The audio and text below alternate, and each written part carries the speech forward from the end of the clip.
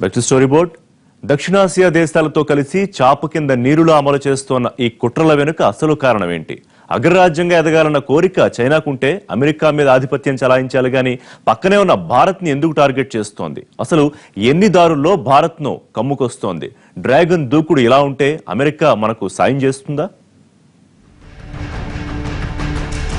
భారత్ చైనాలు రెండు ఆగర్భ శత్రువులే కాదు, ఆర్థికంగా అగ్రస్థానానికి పోటీ పడుతున్న దేశాలు కూడా.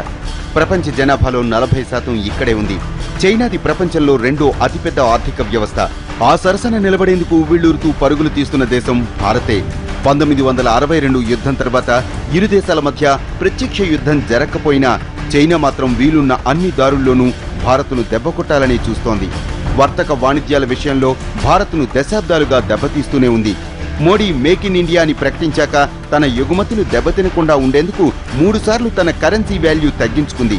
ఇలా తనకు దెబ్బ తగిలినా పర్వాలేదు, కానీ భారత్ మాత్రం నాశనమైపోవాలన్న కుయుక్తితో అడుగులేస్తోన్న దేశం చైనాయే.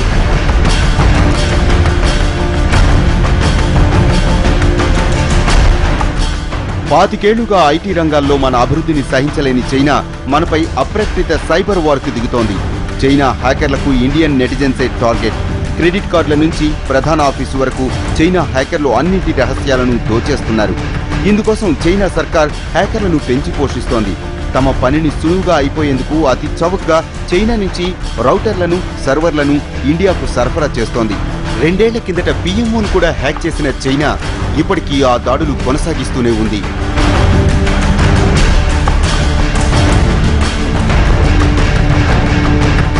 మనం ఎదగకుండా ఎన్ని దారులున్నాయో అన్నింటిలోనూ అడ్డుపడడానికి చైనా తన సర్వశక్తులు ఒడ్డుతోంది. బ్రహ్మపుత్ర నదిపై చైనా 5 రిజర్వాయర్లు కట్టేందుకు ప్లాన్ చేస్తోంది. ఇప్పటికే జెంగ్మూ ప్రాంతంలో డ్యాం నిర్మాణ పనులు మొదలుపెట్టేసింది. ఒకవేళ ఆ డ్యాంలన్నీ పూర్తయితే ఈశాన్య రాష్ట్రాల్లో 70 లక్షల హెక్టార్లు ఎండిపోతాయి. బ్రహ్మపుత్ర పరివాహక ప్రాంతమైన బంగ్లాదేశ్ ఎడారైపోతుంది. అప్పుడు బంగ్లా ఆ నేరాన్ని భారత్పై మోపుతుంది. ఇలా బంగ్లా భారత్ల మధ్య చిచ్చు పెట్టడంతో పాటు ఈశాన్య రాష్ట్రాల్లో కరవు పెరిగి నివురుగప్పిన వేర్పాటు జ్వాలలు భగ్గుమంటాయి. ఇలా భారత్ను ముక్కలు చేయాలన్నది చైనా కుయుక్తి.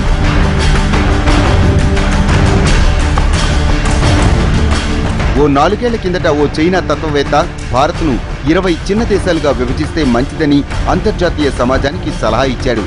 చైనా లాంటి కమ్యూనిస్టు దేశంలో ఓ ఫిలాసఫర్ సలహాలు ప్రభుత్వ ఆదేశాలు లేకుండా బయటకొస్తాయంటే నమ్మగలమా? అయితే ఈ కుట్రలేవి రాచబాటలో కానివ్వదు. ఎందుకంటే ఇప్పుడు చైనా భారత్ల మధ్య వాణిజ్యం $93 బిలియన్ వరకు ఉంది. ఇప్పుడు నేరుగా సమరానికి సై అంటే ఈ వాణిజ్యం దెబ్బతింటుంది. కాబట్టి దొంగ దెబ్బ తీయటానికి ప్రయత్నాలు చేస్తోంది. చైనా మనకన్నా 5 రెట్లు ఎక్కువ ఎకానమీ ఉన్నది. 5 రెట్లు ఎక్కువ. దాంతో మనం సమానంగా లేవు. అమెరికా తర్వాత ఇప్పుడు చైనా. ఒకప్పుడు చైనా 10వ స్థానంలో ఉండేది, ఇప్పుడు ప్రపంచంలో 2వ స్థానంలోకి వెళ్ళింది అనమాట అండి. ఇంకా 4-5 ఏళ్ళు పోతే అది అమెరికాని కూడా మించిపోతుంది. కానీ మనం అంత దగ్గరలో లేమే, చైనా అంత దగ్గరలో లేమే. ఎందుకంటే మనకి డెమోక్రసీ ఉండటం వలన, ఎన్నో పార్టీలు ఉండటం వలన, ఈ ఒకటి అవునంటే రెండో ఒకటి కాదంటం వలన వెనకబడుతున్నాం అనమాట అండి. చైనాలో ఒకే ఒక పార్టీ ఉంది, రెండో వాడిని వెన్నెవరనమాట అండి. అందుకని వాళ్ళు జనాభాను కంట్రోల్ చేసి ముందు ఎకనామిక్ ప్రగతిని సాధించి, ఆర్థిక ప్రగతిని సాధించి, మనకన్నా కూడా 5 రెట్లు ఎక్కువ తలసరి ఆదాయం చైనాకి. మనకన్నా తక్కువ ఉండేది. మనలో 2/3 వంతు ఉండేది చైనాకి 1949లో అనమాట అండి. కానీ ఇప్పుడు 5 రెట్లు పెరిగిందంటే చాలా ప్రగతిని సాధించారు. దానికి కారణం ఏంటంటే ఒకే ఒక్క పార్టీ ఉంటాం అలా. చైనా చర్యల వెనుక పెద్ద కుట్రే ఉంది.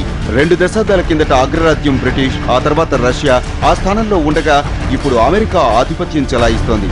కానీ 10 ఏళ్లుగా వరుస మాంద్యాలతో అమెరికా పరిస్థితి ఆర్థికంగా దిగజారుతోంది. పైగా అప్పుల ఊబిలో కూరుకుపోయిన అమెరికా అగ్రరాజ్య హోదా కూడా కొద్ది కొద్దిగా మసకబారుతోంది. అమెరికా తర్వాత ఆ స్థానం దక్కేది చైనాకే అన్నది ఆర్థిక నిపుణుల నిశ్చితాభిప్రాయం. చైనా టాప్ చైర్ దక్కించుకుంటే ఆ తర్వాత ప్లేస్లో ఉండేది ఇండియానే. అది చైనాకు ఎప్పటికైనా ఇబ్బందే. అందుకే భారత్ను ఎదగనివ్వకుండా అడ్డుకుంటోంది. చైనా మొదటి నుంచి కూడా ఐక్యరాజ్య సమితిలో వారు కమ్యూనిస్ట్ పార్టీ సిద్ధాంతాలను నమ్మిన వాళ్ళు కాబట్టి యునైటెడ్ నేషన్స్ అంతా కూడాను ఈ ఇంపీరియలిస్టులు, క్యాపిటలిస్టులు చేతిలో డామినేషన్లో ఉందని వారికి ఒక అపభ్రంశ.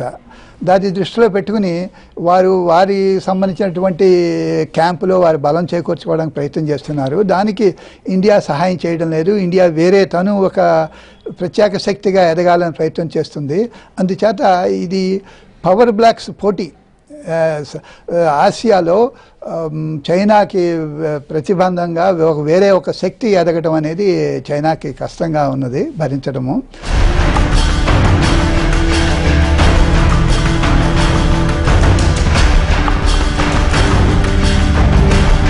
ఇందుకోసం దక్షిణ దేశాలన్నింటినీ తన ఆదుపాజ్ఞంలో పెట్టుకోవడానికి పావులు కదుపుతోంది.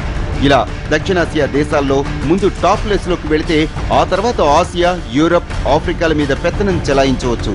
ఆ తర్వాత నెమ్మదిగా అమెరికా మీద పెత్తనం చెలాయించవచ్చన్నది చైనా వ్యూహం. అందుకోసమే ఇప్పుడు దక్షిణ చైనా సముద్రం మీద ఆధిపత్యానికి తెరతీసింది. ఈ విషయంలో అమెరికాను కూడా ఎదిరించి అడుగులేసింది. దక్షిణ చైనా సముద్రం విషయంలో అమెరికాతో సహా ఐక్యరాజ్య సమితి అంతర్జాతీయ ట్రిబ్యునల్ తీర్పును కూడా ధిక్కరించి తన స్థాయి పెంచుకోవాలని చూసింది. చైనా అగ్రరాజ్యంగా ఎదిగిన తర్వాత ఆ స్థానాన్ని శాశ్వతం చేసుకోవాలంటే భారత్ పోటీ పడకూడదు.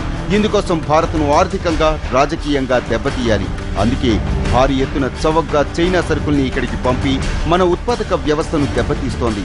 భవిష్యత్తులోనే కాదు, వదిలితే ఇప్పుడే భారత్ చైనాను అధిగమించే అవకాశాలు మెండుగా కనిపిస్తున్నాయి.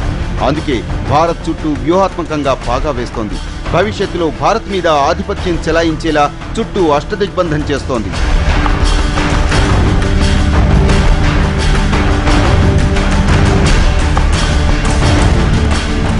చైనా కుట్రల నుంచి తప్పించుకోవటం భారత్కు ఎంత ముఖ్యమో అగ్రరాజ్యానికి అంతే ముఖ్యం. అందుకే అమెరికా కూడా చైనాను నిలువరిస్తూ వస్తోంది. చైనా ఆధిపత్యాన్ని ధిక్కరిస్తున్న భారత్, జపాన్ లాంటి ఆసియా దేశాలతో సత్సంబంధాలు నెరుపుతోంది. పీఠమెక్కగానే మోడీ అమెరికా వెళ్లి రావడంతో చైనా వెంటనే భారత్కు వచ్చేసింది. దీన్ని చూసి దశాబ్దాల వైరం తొలగిపోయిందనుకున్నారు. కానీ ఇది కేవలం రాజకీయ కుట్రే అని ఆ తర్వాత తేలింది. గత 2 ఏళ్లలో భారత్, యుఎస్ మైత్రి గాఢంగా బలపడుతూ ఉండడంతో చేసేది లేక అడ్డదారుల్లో భారత్ను దెబ్బతీయటానికి చైనా విశ్వ ప్రయత్నాలు చేస్తోంది. ఇది ఇవాల్టి స్టోరీ బోర్డ్. నమస్తే.